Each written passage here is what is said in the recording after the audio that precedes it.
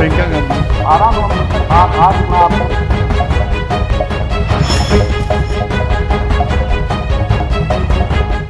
हरियाणा का बजट होली से एक दिन पहले 13 मार्च को पेश होगा। मुख्यमंत्री नायब सिंह सैनी अपने दूसरे कार्यकाल में वित्त मंत्री के तौर पर पहला बजट पेश करेंगे। सरकार की ओर से हरियाणा विधानसभा के बजट सत्र का संभावित शेड्यूल भी जारी कर दिया गया है। 7 मार्च को राज्यपाल के अभिभाषण के साथ बजट सत्र की शुरुआत होगी।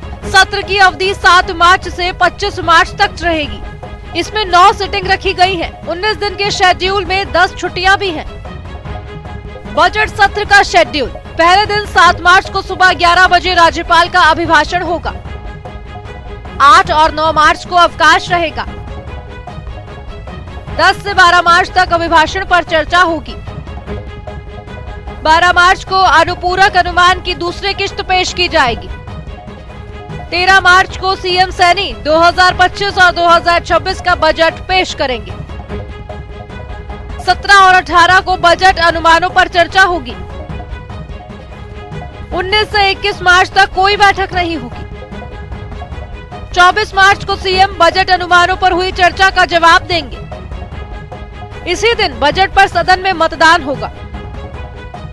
25 मार्च को अंतिम दिन विधान कार्य होंगे और सत्र समाप्त हो जाएगा। हरियाणा के बजट से पहले 2 दिवसीय प्री बजट बैठक आयोजित की गई। पंचकुला के रेड बिशप में सोमवार को शुरू हुई प्री बजट बैठक आज संपन्न हो गई है। इस बैठक में 60 के करीब विधायकों ने अपने सुझाव हरियाणा के 2025-26 के बजट को लेकर दिए हैं।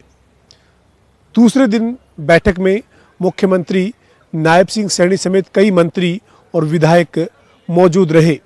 प्री बजट बैठक में चर्चा की गई है कि हरियाणा के बजट को लेकर किस तरीके से सरकार को योजना बनानी चाहिए। 2025-26 का बजट हरियाणा के मुख्यमंत्री नायब सिंह सैनी प्रदेश के वित्त मंत्री के नाते 13 मार्च को पेश करेंगे। 13 मार्च को बजट पेश करने का हरियाणा विधानसभा के बजट सत्र का प्रस्तावित कार्यक्रम में तय है। ऐसे में बिजनेस एडवाइजरी कमेटी की बैठक 6 मार्च को होगी, जिसमें अंतिम फैसला लिया जाएगा। प्री बजट बैठक में तमाम तरह के सुझाव हरियाणा के बजट को लेकर सरकार को मिले हैं। प्री बजट बैठक में कई विधायकों ने विधायक निधि शुरू करने की भी मांग मुख्यमंत्री से की है। इसके अलावा भी तमाम तरह के सुझाव मुख्यमंत्री को 2 दिवसीय प्री बजट बैठक में मिले हैं।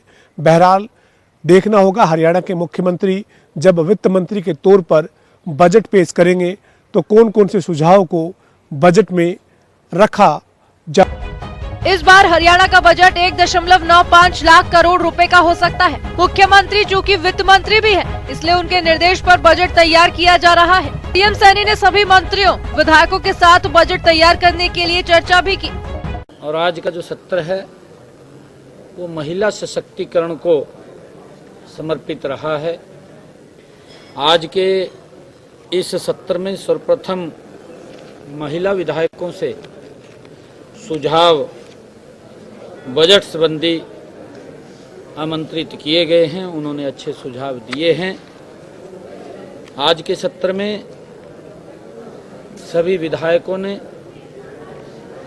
जो सुझाव दिए हैं, शिक्षा, स्वास्थ्य, सड़कें, पेयजल, बिजली, खेल, इंफ्रास्ट्रक्चर, सफाई अभियान, नशा मुक्ति, बड़े महत्वपूर्ण विषयों पर सुझाव आज आए हैं। आगामी बजट में प्रमुख सुझावों को शामिल कर प्रदेश का 3 गुना गति से विकास सुनिश्चित किया जाएगा। और पिछले कई दिनों से सेक्टर वाइज बजट बैठकें भी आयोजित कर विभिन्न हितधारकों के सुझाव भी लिए हैं। सर्वप्रथम हमने 2 जनवरी को गुरुग्राम में इंडस्ट्री एसोसिएशन और चार्टर्ड अकाउंटेंट के साथ बैठक कर उनके सुझाव आमंत्रित किए थे।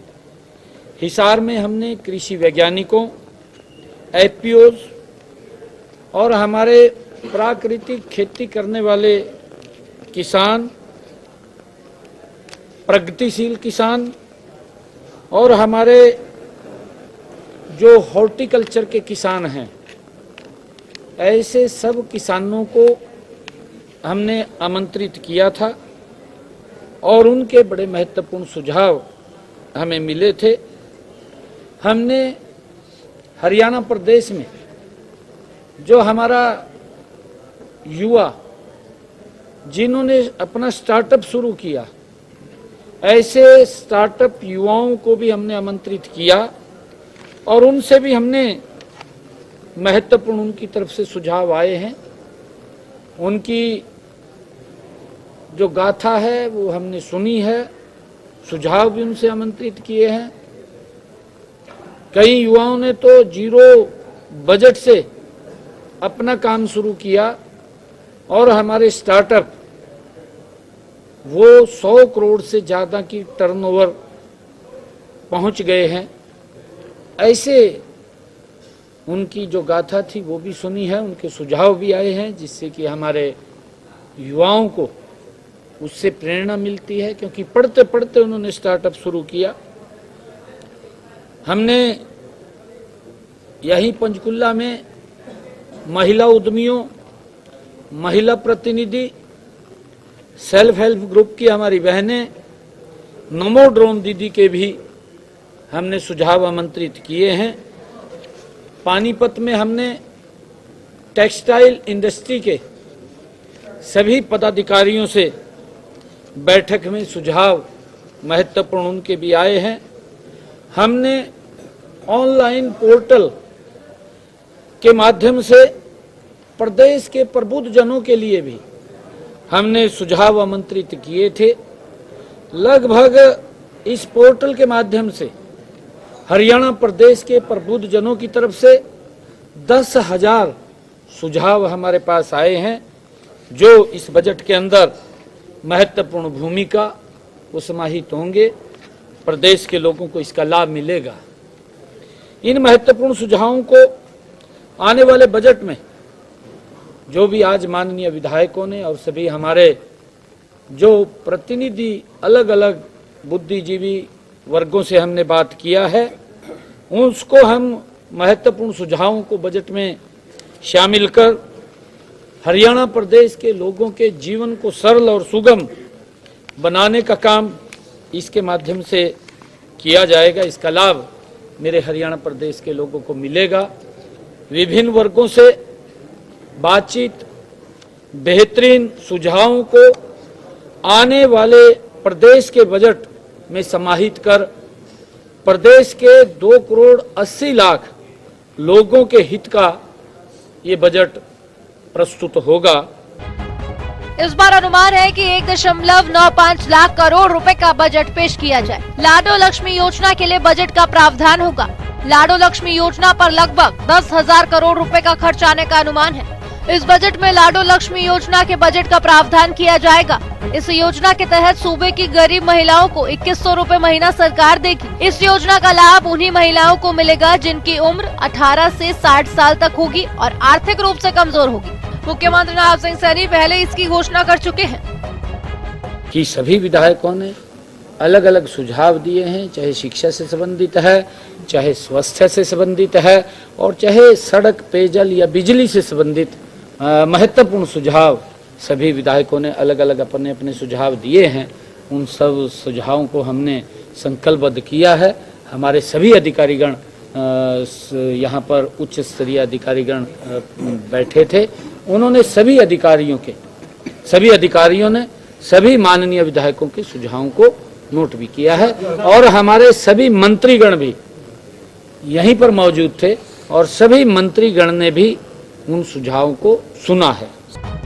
हरियाणा विधानसभा का बजट सत्र 7 मार्च से शुरू होने जा रहा है। इस बार बजट में जनता को कई उम्मीदें हैं। मुख्य विपक्षी दल कांग्रेस पर भी सभी की नजरें टिकी हुई है, क्योंकि अक्टूबर 2024 में हरियाणा सरकार बनने के बाद अभी तक मुख्य विपक्षी दल कांग्रेस विधायक दल के नेता का नाम तय नहीं कर पाई है। पार्टी के नए प्रभारी बीके हरिप्रसाद बनने के बाद अब उम्मीद की जा रही है कि शायद अब विधायक दल के नेता के नाम पर अंतिम मुहर भी लग जाएगी। हरियाणा कैबिनेट मंत्री अनिल विज ने कहा कि बजट सत्र के शुरू होने वाला है, लेकिन अभी तक विपक्ष अपना नेता नहीं चुन पाया। अगर कोई सवाल उठाता है तो उसके लिए वह पूरी तरह तैयार है। हमारी पूरी तैयारी है और विपक्ष जो है उनके पास कोई मुद्दा नहीं है और अभी तक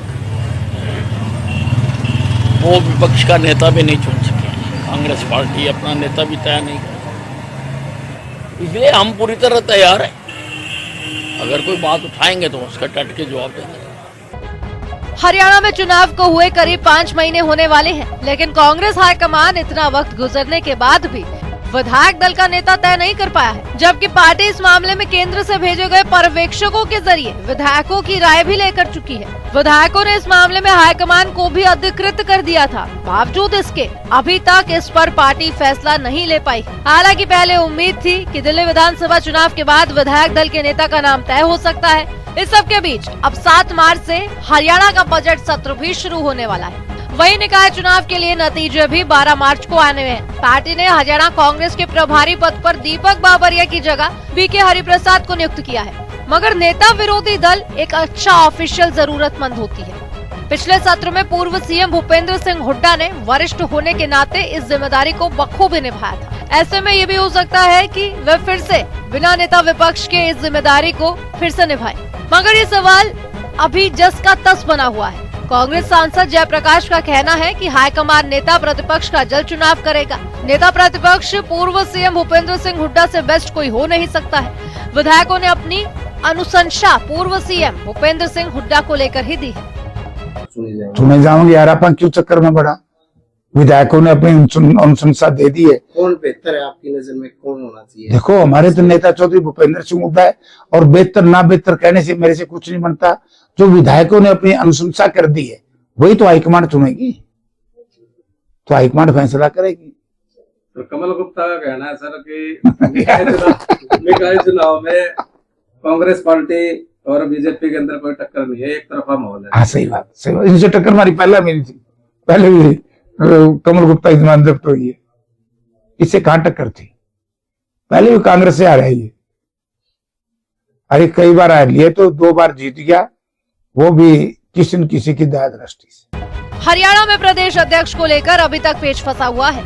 यह कुर्सी गैर जाट चेहरे को दी जाएगी। इस पद के लिए पंजाबी या दलित समाज से चेहरा चुना जाएगा। इस बारे में नए प्रभारी बीके हरिप्रसाद की भी राय ली जा चुकी है। इसके लिए 3 नेताओं के नाम सामने आ रहे हैं। पंजाबी चेहरे पर बात बनी तो थानेसर से एमएलए अशोक अरोड़ा नए प्रदेश अध्यक्ष हो सकते हैं। वह इस दौड़ में शामिल नेताओं में सबसे अनुभवी हैं। इनेलो में रहते हुए वह प्रदेश अध्यक्ष का पद भी संभाल चुके हैं। वहीं अगर दलित चेहरे का फैसला हुआ तो इसके लिए झज्जर से एमएलए गीता भुक्कल और अंबाला से सांसद वरुण चौधरी का नाम सबसे आगे है। इन तीनों नाम पर भूपेंद्र सिंह हुड्डा गुट भी सहमत है। अगर कांग्रेस ने हुड्डा और उनके विरोधी गुट के बीच संतुलन का फॉर्मूला अपनाया तो राज्यसभा सांसद रणदीप सुरजेवाला भी अध्यक्ष हो सकते हैं। उनके लिए सिरसा सांसद कुमारी सैलजा का गुट भी समर्थन कर रहा है। इसके अलावा पूर्व केंद्रीय मंत्री बीरेंद्र सिंह भी सुरजेवाला के नाम पर सहमति जता चुके हैं। मगर इन सब के अलावा 3 ऐसे नाम हैं जो इस वक्त सबसे आगे चल रहे हैं। कांग्रेस अध्यक्ष की कुर्सी की दौड़ में 3 नेता, गीता भुक्कल झज्जर से विधायक, वरुण चौधरी अंबाला से सांसद, अशोक अरोड़ा थानेसर से विधायक। झज्जर से एमएलए गीता भुक्कल और अंबाला से सांसद वरुण चौधरी का नाम सबसे आगे है। इन तीनों नामों पर हुड्डा गुट भी सहमत है। इससे पहले भी कुमारी सैलजा और अशोक तंवर दलित नेता के तौर पर संगठन संभाल चुके हैं। अगर कांग्रेस उदयभान को हटाकर किसी दूसरे समुदाय से अध्यक्ष बनाती है तो दलित समाज की नाराजगी बढ़ सकती है। ऐसे में माना जा रहा है कि दलित नेता को ही ये जिम्मेदारी दी जा सकती है। इसके बाद वरुण चौधरी या गीता भुक्कल को प्राथमिकता मिल सकती है।